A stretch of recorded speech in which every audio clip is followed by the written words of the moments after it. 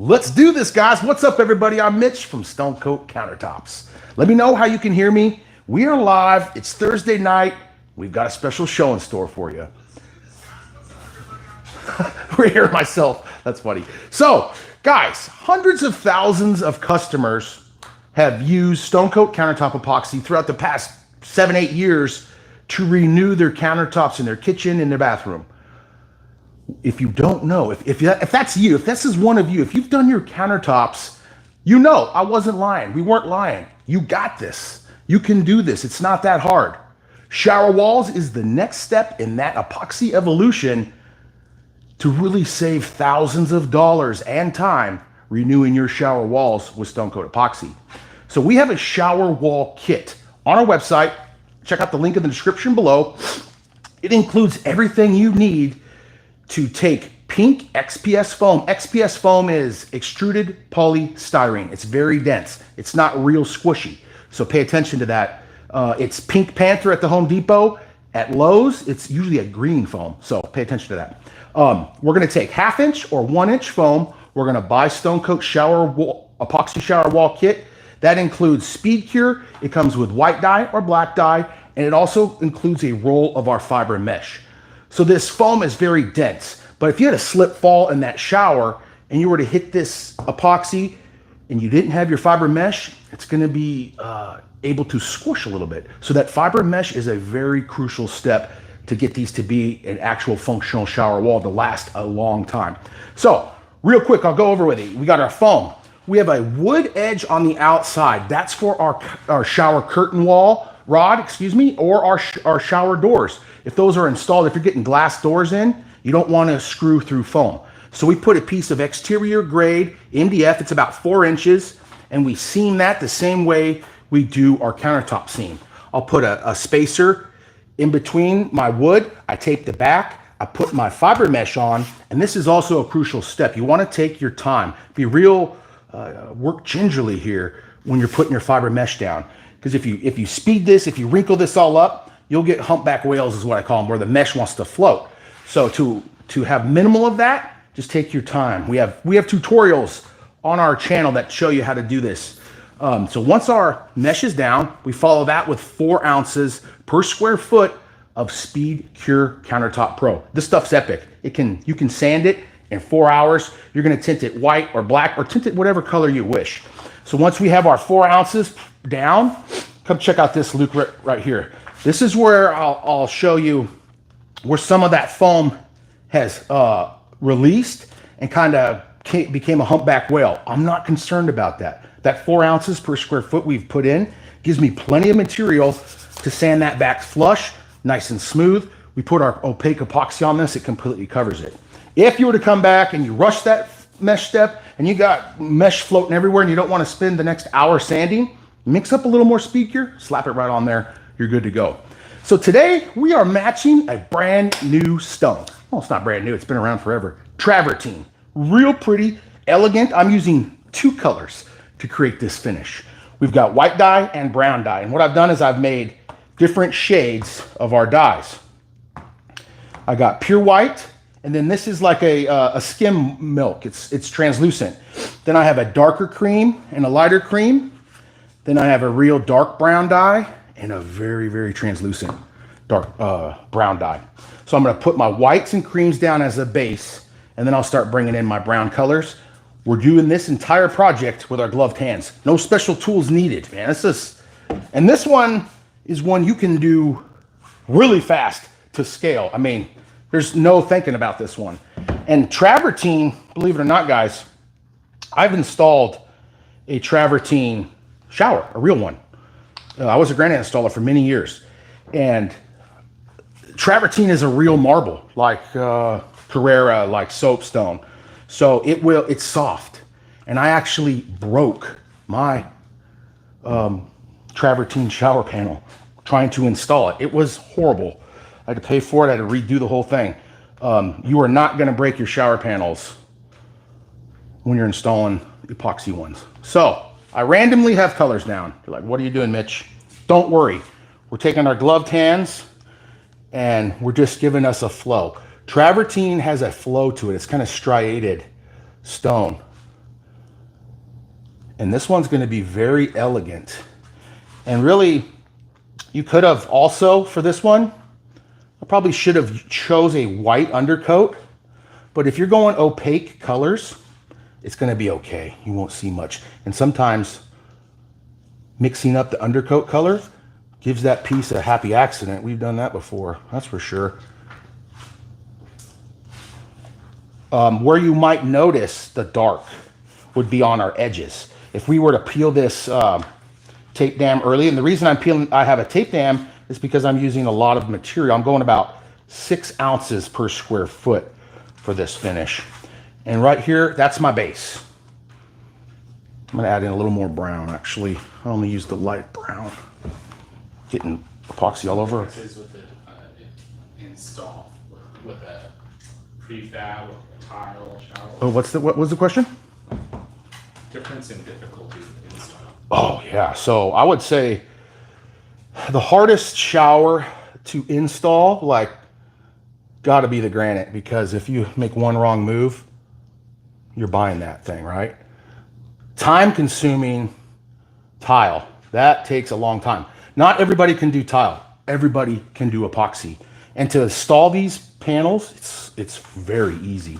You're literally just putting blobs of silicone along the back side and then pushing those tight to the wall.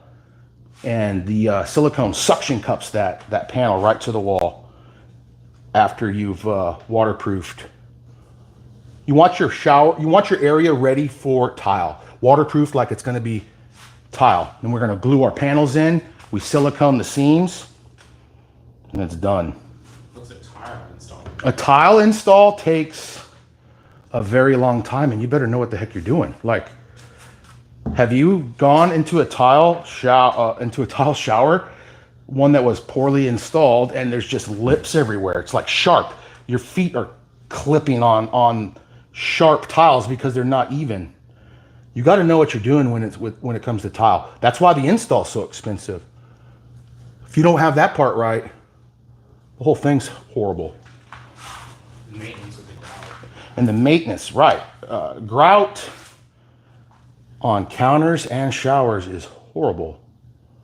It stains like crazy. Oh, I forgot to tell them about my tape dam, didn't I? So our tape dam is just a normal tape. Doesn't like to stick to the edges of foam panels. So we use this window insulation. We put a piece of blue tape down, this right on top, and then blue tape over it. Then it doesn't go anywhere. So as I haven't even brought any of my ISO in yet, but this one is so freaking easy. And you can get kind of carried away as you want by adding in your cream colors. The more you add in, but the more you meld it here, guys, the more it kind of calms it down. And often, like I said earlier, travertine is a striated stone. It's got a lot of flow. And what you're never going to want to do is pour in epoxy and then leave it like that, right? That's horrible. You always got to come in and meld some. Give it some natural movement. What do you guys think? Let me know where you're watching from too. And if you have any Q&A, we're going to kind of start spitting some of that out. But these, I would say I've been getting way more shower walls install inquiries lately. I don't know what's going on. I don't know if our ads are working or what, but people are wanting their showers done. We did some for renovation hunters. Those were cool. And another cool thing about it, like, you can really get it done. If you're in a bind, you could get it done fast. I went in, Luke and I went in. We're traveling to a location to film a whole house flip in a week. So that is hard all on its own. We got to acquire all our tools and everything. So after spending the whole day acquiring tools, we went and templated. We were able to mesh and put our speed cure down all on day one. Day two, we poured the finishes. Day three, we followed that with a clear coat. I'm often not putting the ultimate top coat down on my shower walls unless my customer wants them matte, because it's vertical. You're not sliding heavy items off.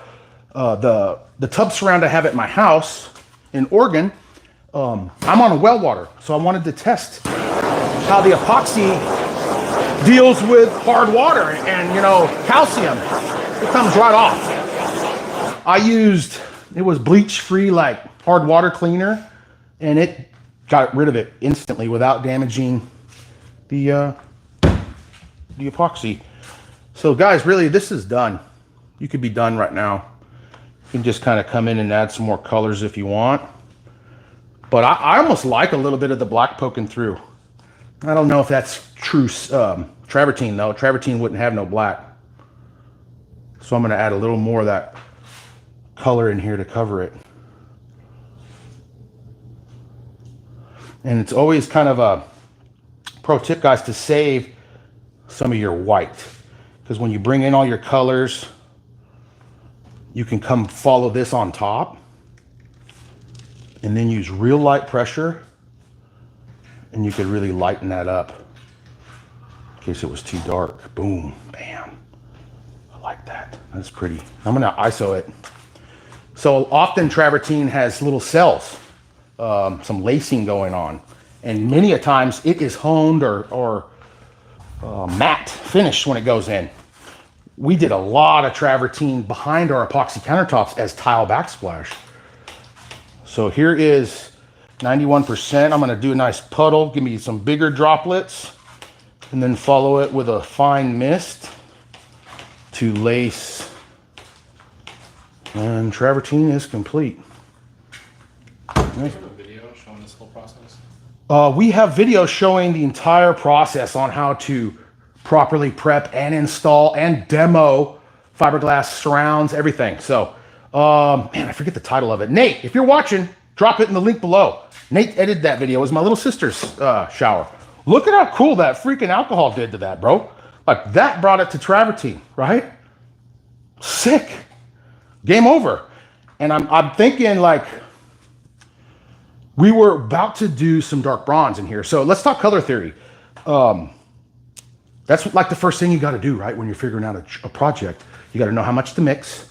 So then I take the amount I've mixed and divide that up into separate mixing cups to add my colors.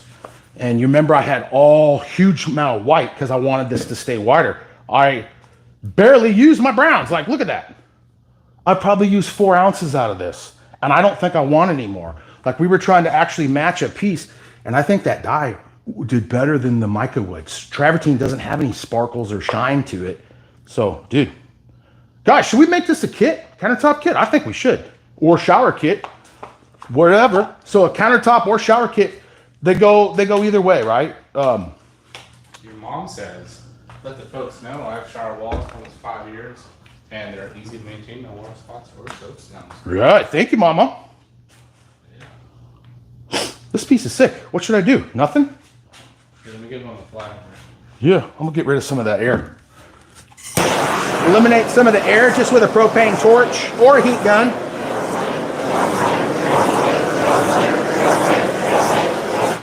Man, I like it, dude. I messed my stuff up here though. We're trying to keep this as a demo board, and I got resin all over it.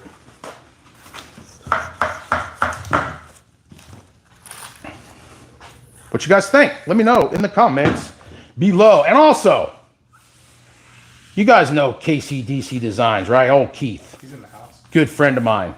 What's up, Keith? Thanks for being here. That dude right there is very close to 10,000 subscribers. You could be the 10,000 subscriber. Jump right now. Leave my video. KCDC Designs. Go over there. Subscribe. That dude spends hours of his life doing this stuff for free to teach people. Quality dude. Very helpful. Go follow him on YouTube. Follow him on Instagram. Follow him on everything. KCDC Designs. Great guy. Go subscribe to him. We're going to get out of here. Smurf Woodwork says, love and Mitch, please make a kit. Make this a kit? Yeah, that's pretty, isn't it? Literally, it's going to be cheap. It's brown dye and white dye. That's it. Like, sick. That's awesome. I'm not touching it. So if this was like, if I had all my, my 3 shower walls, Usually showers are 3 to 2 walls, but I would do them all the same. You could go that way. Imagine how, that might be crazy if you did the travertine around that way, Luke, because you would have to buy so many more slabs to keep that flow going. Like, boom, we should have done it that way. Anyway, thanks for watching, guys. Let's do some Q&A before we dip, if there is any. Yeah. I'm gonna try to, On showers, questions on this, anything, questions on anything. Check a bunch of helpful info in the description about other Oh, products. yeah. Yeah, so guys, Luke put in a lot of work really leveling up this description. He goes over costs of tile versus this. If you do this for a living and you want to start installing showers, Luke pretty much gave you a blueprint to go sell this. Like, good work, dude. People, they don't realize how helpful that is. I just added more. I don't think I should have. But this is hard to mess up, guys, really. And if it's this one being all dyes, if it was getting a little busy, you could kind of melded the whole thing again and then ISO it. It's going to calm it down. It's going to get it to be more of a uniform color. You could get muddy that way. But if you come back with the ISO, brings it back to life. 2 questions. Man, that's cool. One, rhetorical question. Yep. You need a waterproof membrane. And then second question, what are you doing for the shower pan? Oh, the shower pan? So you could do that a couple ways. If you're tearing out, like the video we showed with my sisters, I took out a 5-foot fiberglass shower tub surround, demoed that, and I bought, I think it was like 220 bucks. You can get a fiberglass pan that replaces that, fits right in there. They have them at Home Depot. They'll have a center drain, left or right drain, so pay attention to that. That's one way. We also want to teach, we're about to be able to sell a colored quartz blend for floors. You could make a quartz shower pan, not slippy whatsoever, super elegant, very beautiful. A lot of cool stuff coming, guys, this year at Stone Coat. I don't think I'm gonna do nothing else. I'm done. Any more questions? I'm gonna add a little of this brown here. Let's see here. Oh yeah, that is pretty. Ooh, that Will you I almost pull cussed. the foam tape jam sooner than a regular tape jam? Nope. So, very good question. And here's my rule of thumb on tape dam pulling. The more volume of material you have on your panel, the longer you can let it cure up, because you're gonna have more volume pushing over those edges. Does that make sense? So, if I'm using 6 or 8 ounces, I'll let it go a couple hours. If I'm using 10 ounces, I rarely do, but every so often I've done that. I'll let it go 2.5 to 2 hours, 45 minutes, because there's extra volume there that's going to help push it over those edges. Very good question. So I would wait. And here's another thing I do. I don't know if y'all could see, but I'll come over to the corner and I'll lift up on my finger. And when I see that epoxy just instantly fall right off, it's like not sticking whatsoever. It's not stringy, still real fluid. So when you could touch the resin and pull it up like to here and it's staying on your finger, you're closer to pulling time. So this thing's done. I would pull this tape in probably 1 hour from now. So now I got to stick around. I made a mess on my board here. Guys, shower walls really are, it's just a few steps to get that foam to being like a sheet of MDF, right? Once we have our 4 ounces of speed cure over the mesh, we're a piece of MDF ready to be poured. So you're gonna head to Stone Coat Countertops. You're gonna grab a shower kit. That's enough materials to do a 5-foot by 2.5-foot fiberglass tub surround. So that'll be you'll need 2 pieces of foam for the back wall and 2 pieces for each side, 1 for each side. So you'll need 4 pieces of foam. You'll buy the shower kit. You're gonna get the speed cure. You get it in white or black dye, and you're gonna get the mesh. Put that down, put your wood edge on the front exterior edge only. I don't put it on the back because the edge on the foam is the softest spot. It's gonna be this area that could get damaged. So on that exterior edge that's going to be getting cleaned, it's wood. And it's also outside of that shower, so no water's going to hit it. Plus, it's completely covered with resin, so we're good to go. Where was I going? I lost my train of thought. What were we talking about? Jesus. Getting late, boys. Oh, the edge. Yeah, sorry about that. Yeah, so when you're cleaning and stuff like that, that front edge will not be damaged. The top edges and stuff like that, I'm often going all the way to the sheetrock, which is another cool thing you can do with this, because this foam will flex a little bit and you could get it right in. Granite, that's where I screwed up. They wanted to go all the way up, and there was this little high point. And as I'm pushing this piece of travertine in, it catches that hot, I go snap right along a fissure. Like, it'd be like running right across here. It just snapped, and I'm holding the chunk. A big chunk hits the pan and breaks it. So now I got to pay for the pan too. Horrible day. Question. Do you need a waterproof membrane on the backside of the shower? And then also, how do you address the walls themselves? So the waterproof membrane goes behind your shower wall. So you could do that a couple ways. The super DIY cheapo depot way, get you green sheetrock and 2 coats of Red Guard waterproofing membrane. You're also going to want to put the tape or really saturate the seams. So you can drywall tape the seams and then put your Red Guard on. That's the best way about that. Another way, a better way, would be like a hardy backer or a cement board. That will never get water on it. You're still going to need to waterproof that too. The third and best and overkill way would be like a Schluter system, a complete Curdy waterproofing system top to bottom. That's more for your tile. That's really because water gets through the grout and it hits the waterproof membrane behind there and keeps it from going. But no water gets behind these if you seal. So we'll put the 3 panels in, and then I tape the 2 vertical seams real tight, about 1/16 or an 1/8 inch on either side. And then I cram that seam in with clear silicone. And then I'm tooling it in that, like, with a purpose, because that's my sealer.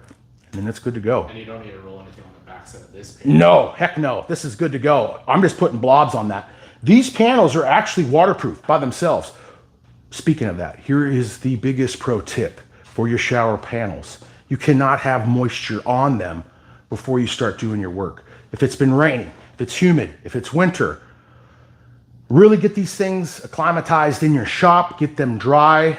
In Oregon, I put some on and I took them off of Home Depot and they were soaking wet. Like they left them outside and got rained on. It blisters. The moisture penetrates in this foam, which is nice for the epoxy. It penetrates in and bonds. But if you have moisture in there, you cover it, the moisture has to escape.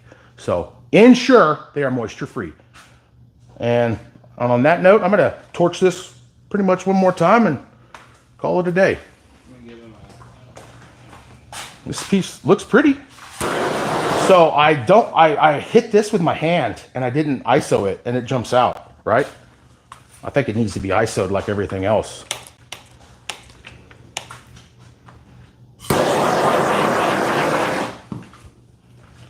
Let your epoxy, let the ISO evaporate out a good minute or so before you torch. Oh no. No, I don't want to use any more browns. I need more white, you know? Yeah.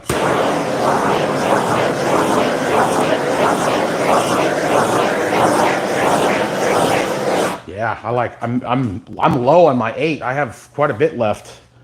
But it's all right. I'm happy with it, and that's okay. It's not, just because I mixed it doesn't mean I have to use it, right? Because I have this dark color left, I don't need to just put it in there. Now I'm like, oh boy, I shouldn't have done that. Pro tip, if you're at home doing this, yeah, have something on the side. Yep. Heck yeah. Vases, serving trays, all sorts of stuff. We're pretty much just got brown and cream though. It's not going to make much of a pretty piece. So let's get on out of here. Thanks for watching. Last question. They have some leftover resin of countertop, art coat. Can you mix those 2 together? Yep. To finish the project? Yes, sure. You sure can. Can you repeat the question? Yeah, so the question was, I have half a bottle of A and B countertop and half a bottle of A and B art coat. Can I mix those 2? And yes, you can. If the epoxy is like not a speed cure, you don't want to mix those. But art coat and countertop epoxy are very similar. The main difference is the UV resistance in the two. So that won't affect the cure.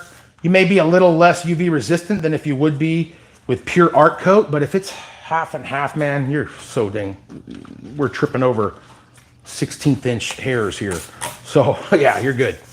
Don't mix like, don't mix a 2-to-1 with a 1-to-1. Don't mix quick coat with a normal hardener. Don't do stuff like that. But art coat and countertop, totally good. Great question.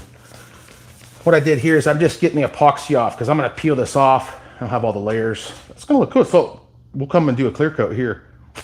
It'll be all done. All right, guys. Thanks for watching, and we'll see you in a couple weeks. We're going to start doing these every couple weeks. So if you haven't already, subscribe. Share our videos. It helps us grow. Thanks for everything, and thanks for watching. And until next time, from Stone Coat Countertop, you got this. We'll see you on the next video.